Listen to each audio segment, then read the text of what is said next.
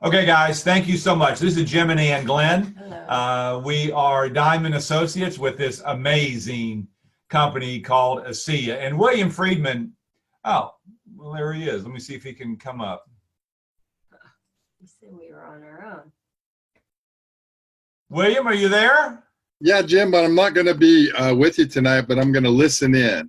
Oh, okay. I didn't know where you were. I don't remember you saying that, but I guess you did. I'll say a quick hi. Okay, there you are. Hey, quick hi. All right. Well, You want to intro Mr. Funke? Nope, it's all you. It's all you. It's All all right, you. guys. Well, thank you very much. Thanks, All William. right. We're going to go ahead and go to share screen and do this amazing interview that we did with Chuck. So hold on 1 second. And here we go.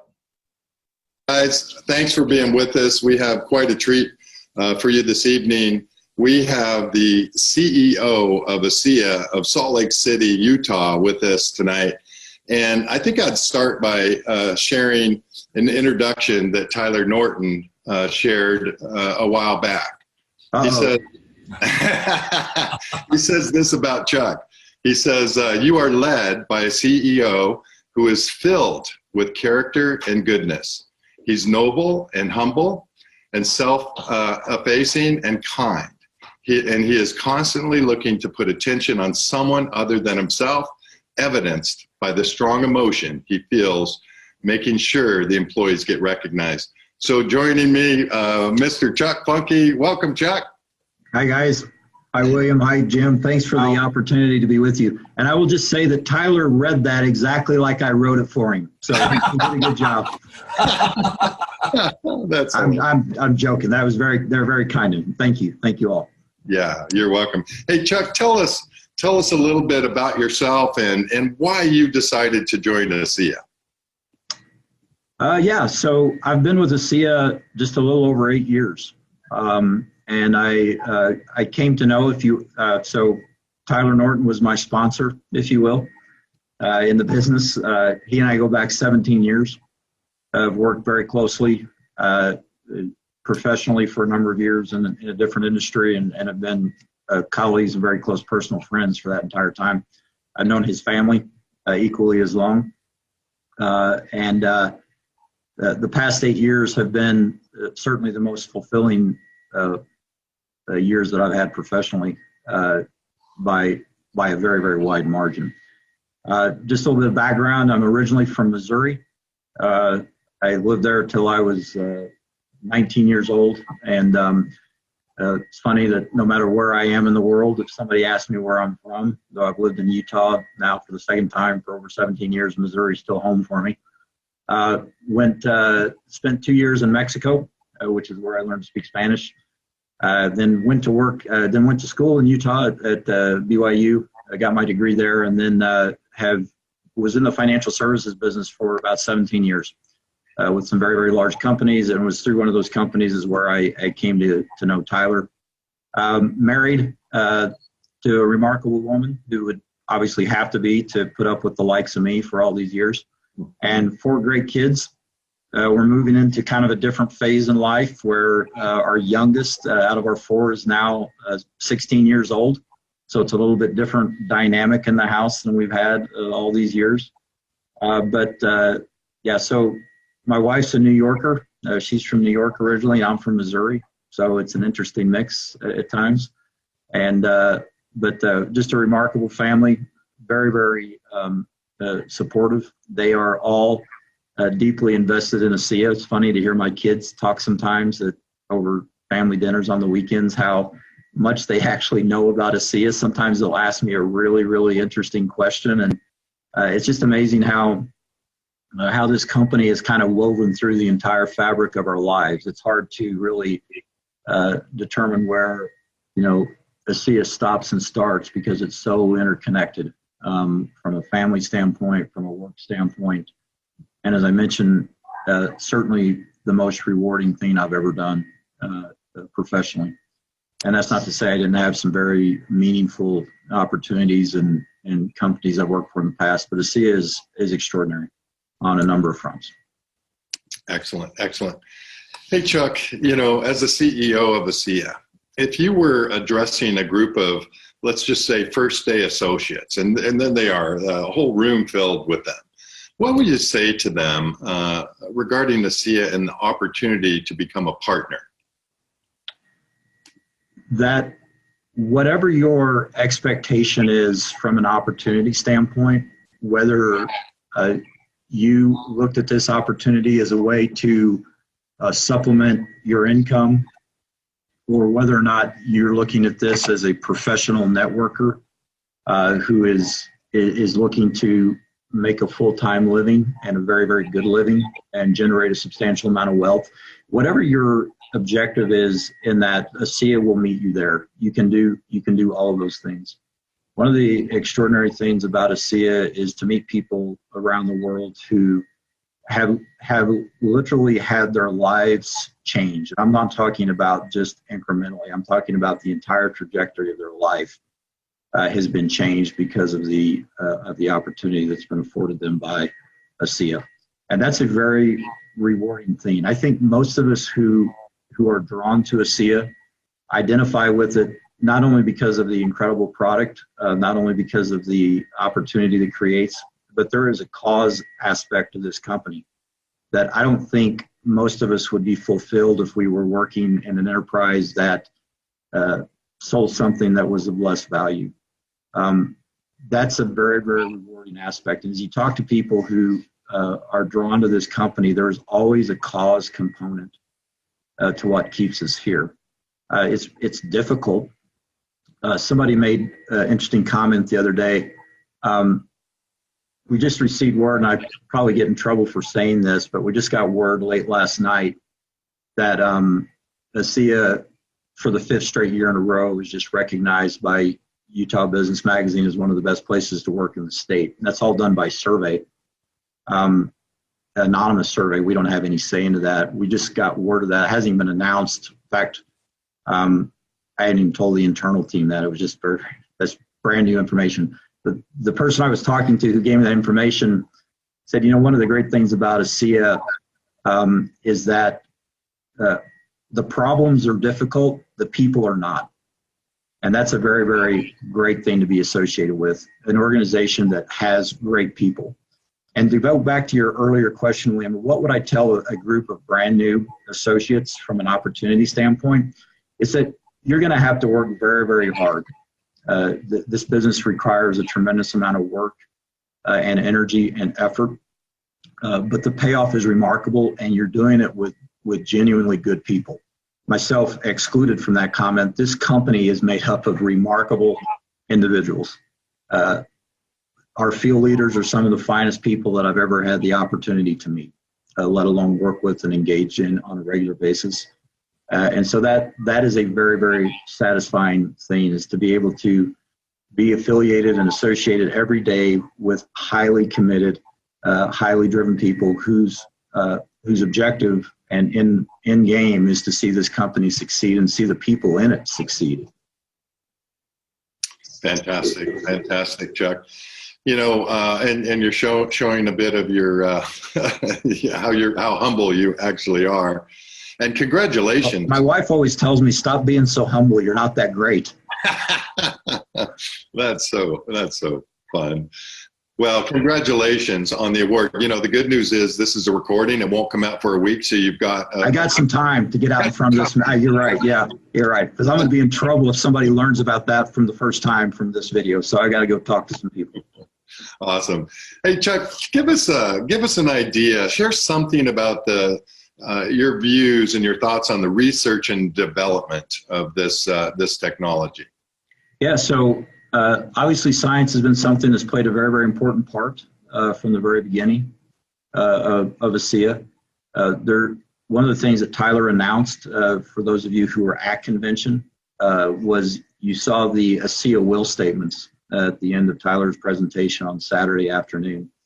Those statements were, every word of those were analyzed and gone over to make sure that we were presenting a very clear, distinct message of where ASEA is going. And that's why it was phrased as ASEA will.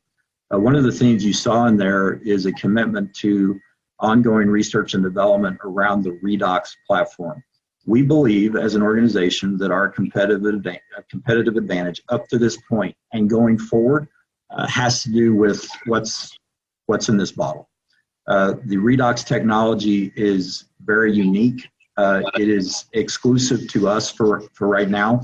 We certainly aren't naive to the fact that there will be other people who will start and have been and will be paying attention to what this technology represents. But we have to continue to own that space. If you look at really what has carried us as an organization as we go into our 10th year, heading into 2020, if you look at a lot of what has gotten us here, it's been the strength of our product. It's been the strength of the REDOX product. And as a startup company, a very, very strong product will cover a multitude of shortcomings in other areas. And so, but we can't necessarily suggest that what got us here will get us to the next phase where we're growing. And so it's going to require an enhanced investment in scientists, in research, in studies, in validation of what the product represents. And so it's important for us to say, and for people to understand, is that we are doubling down on science as an organization going forward. Now we have to balance that with respect to the ability to share our product with a very, very large, diverse audience, particularly as you consider that you're in 33 different countries. Every country has a little bit different say in how you position things. And so we have to be very careful and very judicious in how we create messages out of that science. But it's an incredibly exciting future as we have things in process right now that are already underway for rollout in Anaheim next year at the 10-year anniversary convention. And so those COO statements.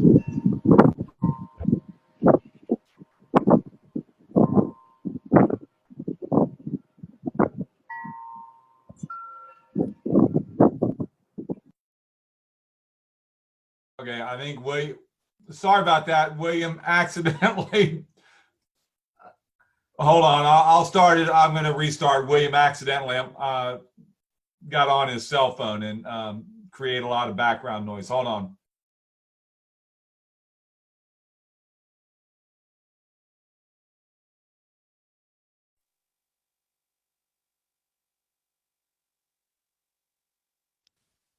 If you will, those are, predictive statements of what is going to happen at this company. And so if somebody really wants to understand where is this company going, go back and look at those slides that Tyler shared and look at how many of those slides actually correlate and correspond to the question you just asked me, which is ongoing science and validation. It's continuing to own the space in REDOX, which we currently own. We're doubling down on it. By the way, we are moving more aggressively towards the concept of REDOX and the power behind REDOX and making that a household word. And that's going to be reflective in one thing I always say, and pardon me for going down probably a number of rabbit holes as we kind of go through this discussion. Companies can tell you whatever they want. It's the same with people, because people and companies really aren't that different. Companies have personalities, and quirks just like we do as individuals. But if you really want to know what a person stands for or represents, look at how they spend their resources. It doesn't matter what they say. It doesn't matter what a company says. It's how a company utilizes its resources. That's how you really understand the heart of an organization or the heart of a person, is look at what they do, not so much about what they say. So what you will see happening, and where you will see happening with resources in this company, is a tremendous commitment to ongoing science validation, credibility, and I'm not making any necessarily statements here, that will obviously inform ongoing product development as we go down this road, because there are additional products that can be captured under the REDOX platform. And I'm not making any specific announcement of that. I'm just saying that will be an invariable result of a lot of this commitment that we're having on the science side. Well, fantastic. Absolutely fantastic. Chuck, I think a lot of people would be interested in knowing the dynamic, the relationship that you have with Vertus and Tyler. You know, when we see you guys up on stage and you roller skating across the back of the stage, and just having, so you just make light of it and make it really fun for all of us to, you guys, you make it really real. And that to me is an indication of how welcoming that you guys are. And so tell us a little bit more about the relationship that you have with Tyler and Vertus. Yeah, for sure. Well, as I mentioned earlier on this call, I've known Tyler now for 17 years. That's been a very close personal relationship as well as a professional one. And I met Vertus about that same time. Tyler and I, when we needed to get out of the office, we would go to Vertus's house and go down to his basement. And a lot of times when we were doing our business planning or the annual planning for the prior year, we would go to Vertus's basement and have meetings. And then we would, of course, take that time to pick Vertus's brain on our business, which is a financial services business. And it was extraordinary for him to see how quickly he could get the lay of the land on something that he didn't have a background in, completely different background. But he would come in and he would say, well, have you ever thought about it like this? Or have you ever looked at it like this? And we're like, we've been doing this for 15 plus years, and you're pointing out something that we should have probably already seen. So it was truly, as I mentioned earlier, I look at the Norton family as my sponsor into ASEA, because it was because of that relationship a number of years ago, that before ASEA was ever ASEA, back when, as Tyler has told the account of Vertus making ASEA in this little desktop unit that he had and starting to share it, I had the opportunity to see that entire process from the very beginning, because Tyler would always be sharing with me, my dad is doing something. This was before it was even decided that it would be a network marketing company. He had a technology, and I knew the individual that Tyler, tells the story of, who introduced Vertus and Tyler to the technology that went on to become the ASEA that we now know today. And so it was interesting from an outside perspective to kind of view the evolution and the founding of ASEA. And ASEA had been operational for just probably a little less than 2 years back in 2011 when I joined the company. So what I would tell you about Tyler and Vertus is that everything that you see, everything that you hear as it relates to them as quality of people, as well as quality of their capacity in terms of brilliance, strategy, all those things, and just in terms of who they are as people, it's all true. It's all true, and I can vouch for it. I can vouch for it over the last 17 years. And again, you don't have that close a proximity to people for that long a period of time and not come to know who they are. Tyler and I have a saying sometimes, by the way, we don't always agree on everything. I think that's important. It's not like we're very different, many capacities, very different, but that's been actually very beneficial to us because we're kind of a good complement to one another. And we don't try to change that about the other person either. Anybody who, understands or appreciates organizational behavior and organizational dynamics know that if you have two people and they agree entirely on everything, then you only need one of them, because disagreement and different points, not necessarily disagreement, because that has a more negative connotation, different perspectives and different points of view are invaluable to organizations. And that's why we have very diverse groups of people who have very big responsibilities at this company. Don't always necessarily see eye to eye because we all come at things with our own different perspectives, with our own backgrounds. A great example of this is how well our advisory council functions. So our advisory council is made up of very, very disciplined, very respected, very successful field leaders. You put a group of people like that in a room, it's only a matter of time before something's going to come up that they're not in 100% agreement on. But I will tell you this, that when they disagree as nicely and as kindly as anybody you'll ever meet. So the disagreement doesn't become the issue. The disagreement becomes the talking point or the issue that you then move forward to try to solve. And that's how progress is ultimately made. So, I mean, if you look back on the relationship that I've had with the Norton family, it's changed the trajectory of my life. I mean, I wouldn't be able to see it if it wasn't for Tyler and Brutus. And so it's just real, I guess, is the thing I can say. It's not contrived. It's not a show that we try to create to have an image. It's just genuine. It's kind of who we are. And I could say that in terms of every executive that I work with on a regular basis here at ASEA. Incredibly talented, gifted, driven individuals who have the success of this organization at the basis of everything that they do. Well, I can tell you from my perspective, being involved for 6 years, it's fascinating to see. It's even more fascinating to feel like I'm a partner in this. Yeah, for sure. And that's what we would want everyone to feel. I say this often. This isn't one person's company. This is our company. Anybody who's actually going to give of their time and their resource and their reputation to something, they need to feel ownership in it. And we all need to feel like we're invested in it because we are. And we realize that decisions that are made affect a lot of people, and that we always have to look through everything through the lens of how is this going to impact the people who have been so incredibly dedicated to the success of this organization. So, and I think you guys, all of you have certainly indicated to all of us, my favorite experience is this last convention. I had the convention before, I had 5 or 6 people there. I had about 50 people this last convention. That's awesome. It was their first time, right? Hopefully we didn't embarrass you, did we?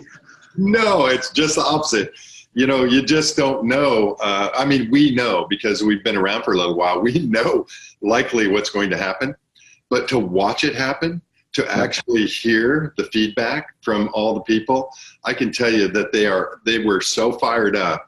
So they've become so committed because they've experienced something that we don't normally get to experience in this life, at least at this level. And I think that's what's unique about ASEA, not just, the technology, but like you say, it's the people, and you recognize us as the most important resource, and you just make that very, very clear in everything that you guys do. And so very grateful for that. Thanks. Hey, can I ask a question real quick, Chuck? Absolutely, Jim. Something you said a little while ago, and I would like for you, because you were back there in the beginning, and we sort of have a similar backgrounds. I was financial. What were your thoughts of network marketing? But why did they choose network marketing? There is a lot of, I had no negative thoughts of network marketing, none. I had no preconceived ideas, but yet a lot of people do. What was the thought process as to why this platform? I'm so thankful that it went this way because I'm recovering my financial dignity. But can you explain to all the new people that we have a lot of people who are listening to this call for a long time, but why networking? Yeah, that is probably one of the most significant and profound questions as it pertains to the founding of this company, because it was one of the most significant decisions that was made. And what's really extraordinary about it is that Vertus came from a traditional retail background, obviously with Kraft Foods. And it's funny because about a week before convention, Vertus was here in the office, and we actually went and we're down at the production plant, going through showing Vertus some of the upgrades that have just been made very recently for scalability of the production. And knowing that we were going into convention, and I actually signaled a little bit of this in my opening comments, we were reminiscing about that decision. And the specific question I asked Vertus was, how long did it take you to realize that this was the channel that you were going to take this technology into? And his response was not very long. He said, it's because, he said, we immediately recognized that the uniqueness of this product had to be sold with a story. Now I'm just going to move for a second because my lights in my office are on a timer and they just went out. So I got to go over here and wave my arm. I'll be right back. Yeah, you had no movement. That's great. I hate that when you're in the bathroom and the lights go out like that. Yeah, right. Yeah. The motion detector's around credenza, so if I'm just sitting here for too long, the lights go out. Yeah, right. So he said not very long, because he recognized that because of the uniqueness of the technology, because it wasn't something that with a household name, this concept of REDOX. And by the way, it's my disposition that when you look back decades from now, out of all the brilliant things that Virtus did, going into network marketing and positioning this product in the REDOX signaling category was two of the most monumental decisions that Virtus made early on in this company that will have generational implications for tens of thousands of people. But he immediately recognized that because of the uniqueness of the product, the newness of the technology, as it relates to just people's general awareness of it, it had to be sold with a story. And as we all know, when it comes to sharing and storytelling, not from the standpoint of telling a story from the standpoint of I'm just telling you a good tale to entertain you. No, it's education. When we talk about storytelling, we're talking about education around a product, education around a technology that no one does it better than our field force. This will and always, has been and always will be a prospecting company. Network marketing is by definition, it's how we prospect. We don't spend resources running television commercials. It's very different in that the dependency of this company and its longevity is completely dependent upon the success that our associates have in going out and sharing the story of the technology, of the product, of the opportunity, of the culture. That's it. And so that's why when we say that this company, the success is a function of the associates, that's because the company would not exist without what everyone does every single day, which is go out and share it. And so Virtus got that very quickly. He knew that if there was a technology that was perfectly suited for a distribution model, i.e. network marketing, this was it. And so for him, it was a very simple construct once he arrived at it, he never looked back. My follow-up question, as an ex-stockbroker, I used to do a lot of IPOs. Yeah. And a lot of IPOs, when I talked to the owners, what they were doing was cashing out. They were taking their equity and running. And I would always ask the question, well, Chuck, when you cash out, how much retention of the ownership are you going to keep? And that was one question I asked Virtus back in Florida when that was our first convention. Yeah. Will you ever go public? Yeah. And the answer was absolutely not. Right. And that was critical to me because when companies go public, that changes the whole dynamics of everything. No question. Any thoughts on that? Yeah, you don't ever want to put control of something that is as sensitive to the cultural dynamics. So one of the things that we take great care about is culture. And this you can tie all the way back to Tyler's ethos training, the Ethos Academy that we marry with Envision conferences every year. The cultural underpinnings, it's always interesting. We talk about product opportunity culture.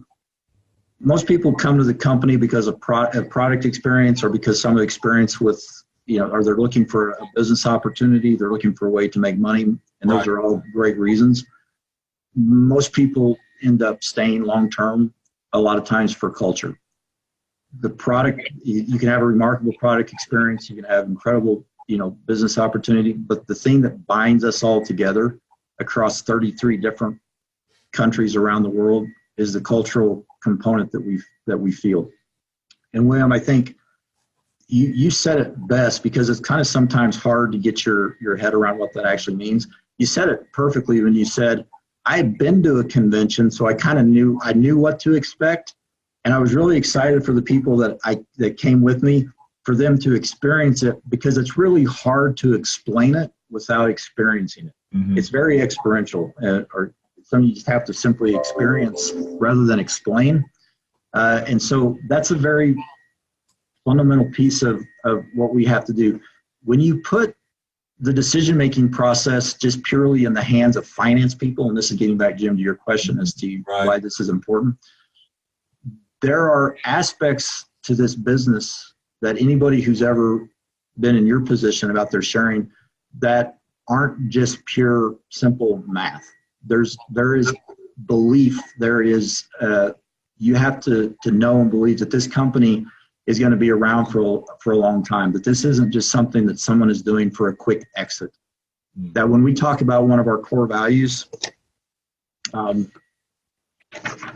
we talk about things like our core values, there's a reason why sustainability is a core value, is because we view this company, we view this technology, our product, what it represents, the financial implications that it has for thousands of people around the world. You don't want to give away control of that to somebody who doesn't get the cultural dynamics and sensitivities that, just from a pure business standpoint, you can make a decision that would be incredibly detrimental to the overall health of the organization. And that's a very kind of long-winded answer to get to. There's things about the success of this company that have been factors in it for the last 10 years that aren't just accounting, aren't just finance. It's much more nuanced and much more variable than that. And it's all part of a kind of a combination lock that you have to constantly work to get right. And we just don't feel like, an IPO for sure would change that dynamic. It would. As much as we might like to say it wouldn't, it would change it. And that's something that is an incredible amount of value in the cultural underpinnings of this company. It's as valuable to a large degree as the product that we sell or in the business opportunity that we represent. And again, it's something that you have to experience for yourself. And that's why we have things like convention. That's why we have Ascent events and vision conferences, Diamond Summits. That's why these kinds of discussions are so important.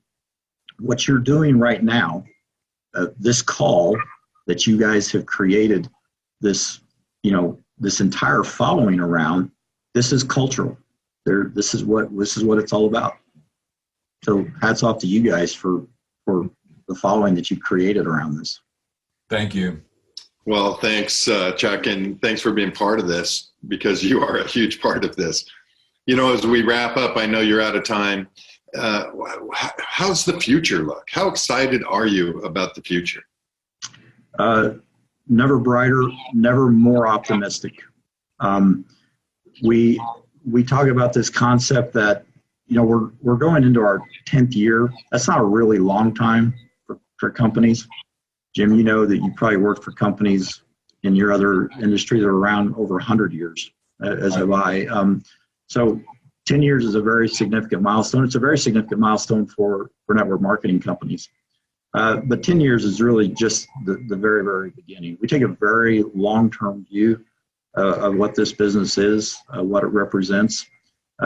We could not be more, and I know it's almost like a cliche. It's like, well, what else would you expect me to say, when you ask me that question? But genuinely, if you look at the landscape of where we are, of where we've been, against, more importantly, where we're going,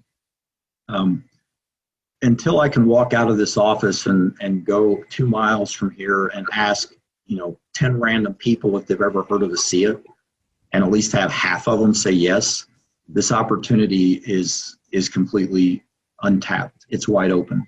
And anybody who's listening to this and contemplating where are we in the growth cycle of ASEA, we're still at the very, very beginning of the curve.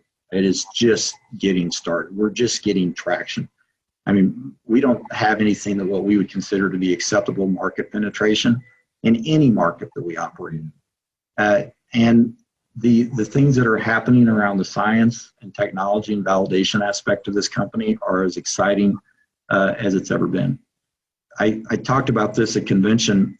As a business evolves, you go from things that are kind of nice to haves. At any given time, there's a whole list of things that you would say as an organization, we would like to have these things, but you're back here working on the things that you have to have. You just simply have to get certain things right in every market before you're ever really going to have any sustainable measure of success. as we continue to get, more mature as a company, we have the luxury, which is what it is as we grow, we have the luxury of investing and developing things that a few years ago would have just been simply nice to have. Now that we kind of check the boxes of the must-haves, you then start to invest in the nice-to-haves. And what happens over time is that a nice-to-have now becomes a must-have, that you have to invest in those things. And that's how growth occurs, is that you're able to just reposition, every month, every year, you are growing up as an organization. And that's an exciting thing to be a part of.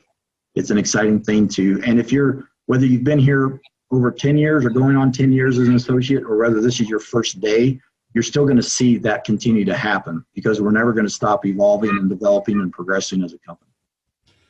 Chuck, I can't help but talk real quick, William, but those mega trends that Tyler talked about, I mean, every single one of them is pointing to us. It is. And that's crazy. I mean, you don't find companies that have this ever. And I've never seen anything like this line up with everything that's happening worldwide. It's pointing to what we have. That is unbelievable. Yeah, well said, Jim. I still pinch myself when I drive to the office in the morning. I am so blessed that unfortunately took my best friend's son having a severe health issue, and that's what brought this to San Antonio, Texas. And I'm getting ready to meet him for lunch in a little bit. And I tell him every day, I'm sorry your son had to go through that horrible 4-year-long incident, but look what it's done. Look how many people are blessed because of what happened to your son. And I do the same thing. I pinch myself every day. So absolutely, this is amazing. Thank you guys. It's so interesting to think about how we have all become connected. How this found its way to all of us, right? The story, if we follow it back, it's so fascinating. It's extraordinary. Yeah, God thing. It's just how often is it just as simple as I bumped into somebody in the store. I saw something on a post on a social media site. It's fascinating to me, and that just shows the power of what this represents. Yeah, you nailed it. Very well said. It's very humbling and sobering to step back and think of that. If you were to sit down and try to write a script that could actually, indicate just the extraordinary nature of the connectivity that we all feel and how this has become a global phenomenon, you couldn't have been more creative if you sat down to write it out in terms of what's actually transpired and happened in reality. Well, Chuck, when they make the movie, what actor are you going to pick to play you? Oh, gosh. I couldn't tell you. Hopefully somebody with a sense of humor. Oh, boy. And we're going to try to uncover a few of those pictures. Yeah. That just warm my heart to know that we've got leadership that is willing to do some of the things that you and Tyler have done. It just really does. It warms me. And it's just so awesome to be a part of this. And I just want to say thank you. I know we've run over a little bit. That's kind of you. Thank you both. It's been a real pleasure. Thank you so much for the invitation to be with you guys. You're very welcome. You made my day, and I'm sure you're going to make a lot of people's days when they get to see this. So thanks, Mr. Chuck Funke. Well done. This is brilliant. It was absolutely brilliant. It's been a real pleasure. You guys, thanks for everything. Take care, guys. Thank you so much. Take care. Have a See you blessed soon. day. Thanks.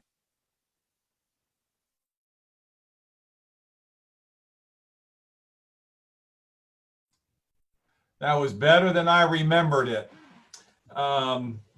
I'm going to re-listen to that again, and I pray we're going to have this up. I am going to put it up on Facebook in the next, as soon as it takes to process this this video. But that was one of the most amazing talks I think I've ever had, and it leads into why we're here, and we're talking about changing lives all over the world. And Karen, I have not heard your story, so I'm really looking forward to hearing your story. But tell us a little bit about who you are and how you got introduced. And is this your mother's My mother's story. Okay. So tell us a little bit more about you. So I live in Ann Arbor, Michigan. My mother was widowed when we were 3, 5, and 7. So Wow. for her 94th birthday present, I called her up. She was living out west, and I said, Mom, I'm taking you on a 2-week vacation. And she said, Karen, I just don't think I'm strong enough to go. And I said, well, Mom, she was living by herself because she's never remarried. And I said, Mom, if you're not strong enough to go, at least you're going to die in my arms on vacation. And I flew in to her city and picked her up, and she was very weak. She could walk about 15 steps without taking a rest.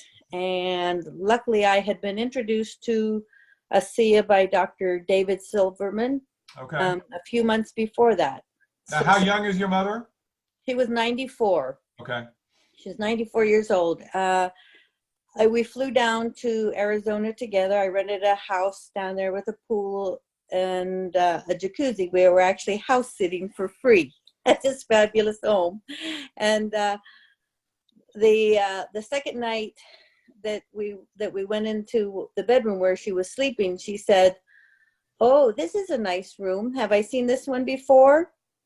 And that's when I decided to start her taking ASEA without any hesitation. Luckily, I had brought the 2 or 3 bottles with me. And she didn't want to take it. My mother had never taken a pill in her life other than baby aspirin. We always kept a little bottle of baby aspirin in the medicine cabinet growing up. So she was not a fan of that. But I told her, Mother, don't do it for you. Just do it for me, please. And so she agreed to start drinking it. At the end of the 2-week vacation, I had canceled her flight home to her house, and I told her, I said, don't you think it's time you move in with us? You've been brave long enough, Mother. She never wanted to live with any of her daughters, but she said yes. And so I brought her home with us. Within a month, on triple doses of ASEA, she was running up the tiny little hills in the public park behind our home with the great-grandchildren. Wow. Her memory was vastly improved.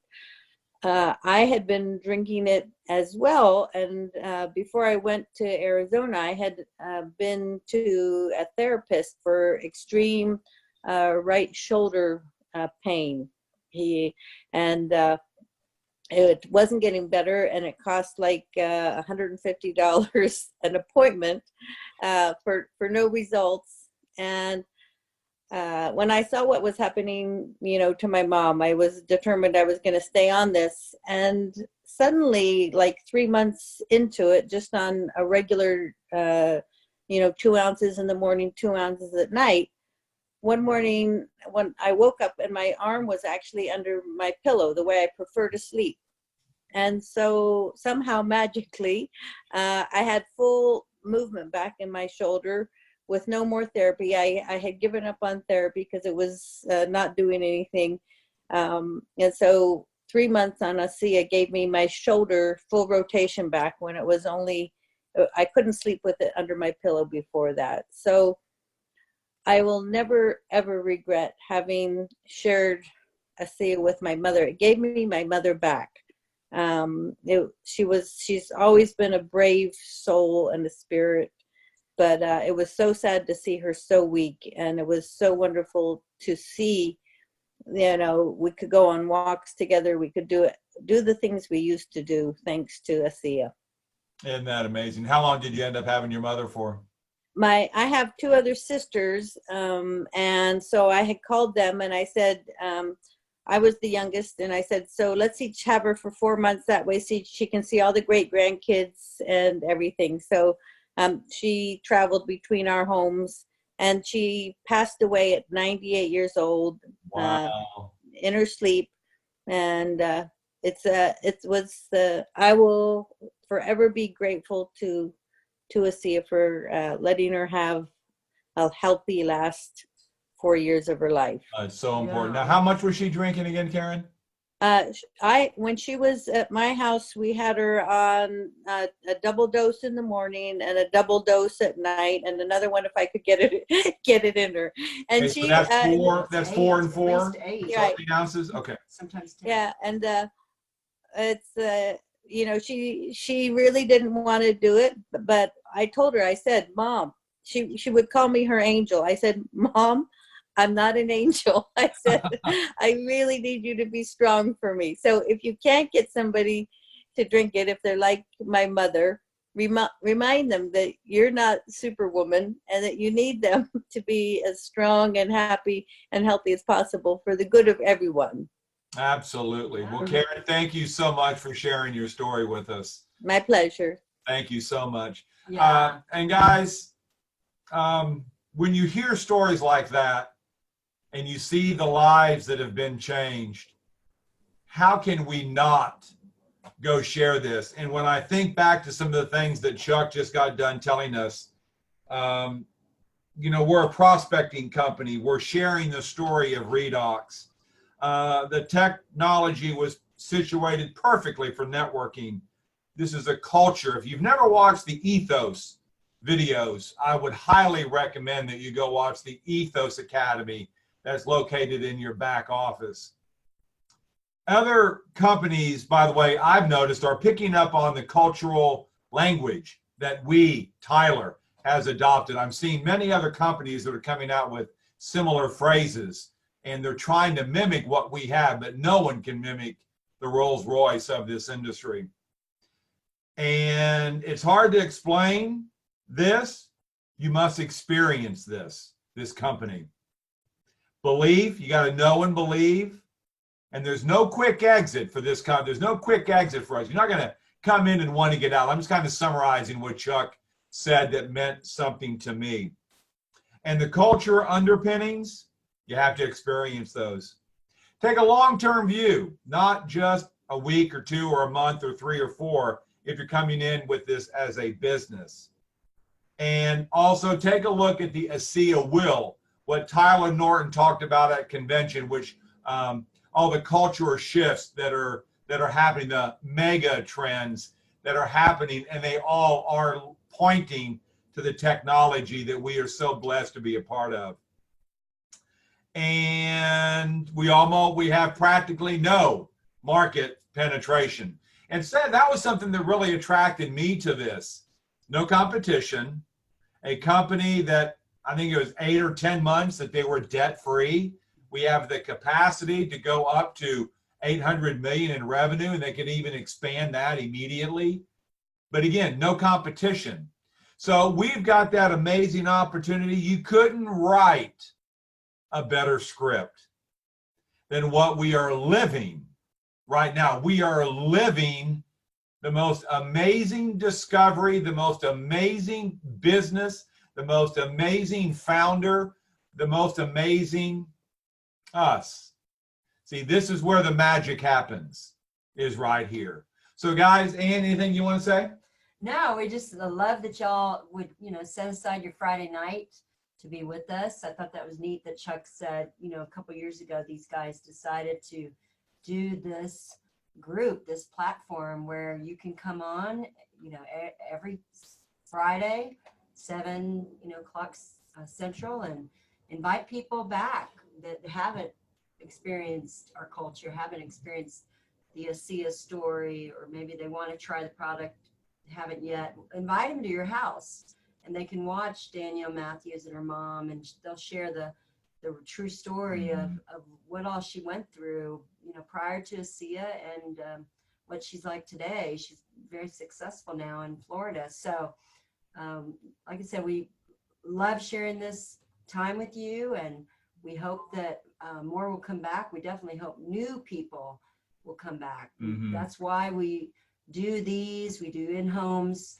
so people can grow the business and their guests can learn about ASEA and probably get a lot of the questions answered. And here's typically at least one testimony. Next week will be 2 because both of them are on the product, and mom was on it before daughter. So pretty neat. So we are glad that you were with us tonight.